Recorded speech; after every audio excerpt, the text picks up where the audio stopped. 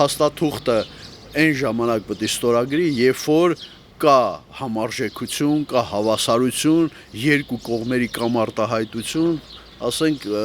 հարցը իրականում հասնելու խաղաղության, բայց որ նայում ենք, ասենք իրանց ռետորիկային, ես ոնց որ մի քիչ ասենք չեմ ուզի այս պայմաններում մենք խաղաղության պայմանագիր կնքենք, այսինքն գիտեք ոնց որ զիջողի դերում գտնվելով սենց ասած չկնքենք այդ պայմանագիրը, թող կնքենք հավասարի դեպքում։ Խաղաղություն չի կարող լինի, հազարամյակներով ենք մենք տուժված, չի կարող լինի դա։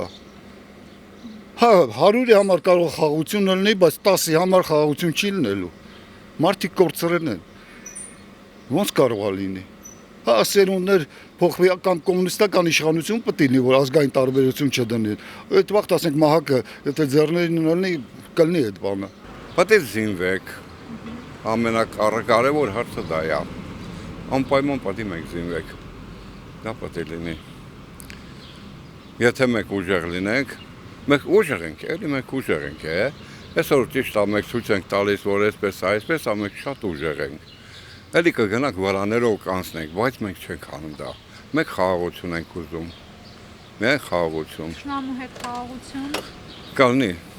Կլինի, 3 անգամ այդ նույն բանը եղել է Հայաստանում,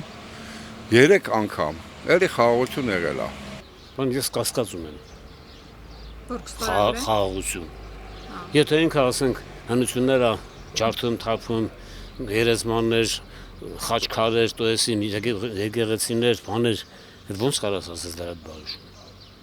Կամ ինչ չեն դրա դեմ առնում։ Չէ՞ միջազգային բանը թող ոսյարը ինչ է սանում։ Պետք է լինես ուժեղ, որ քո հետ հաշվի նստեն։ Պարտված երկրի ղեկավարը, պատերազմի պարտված երկրի ղեկավարը չի կարող լինի,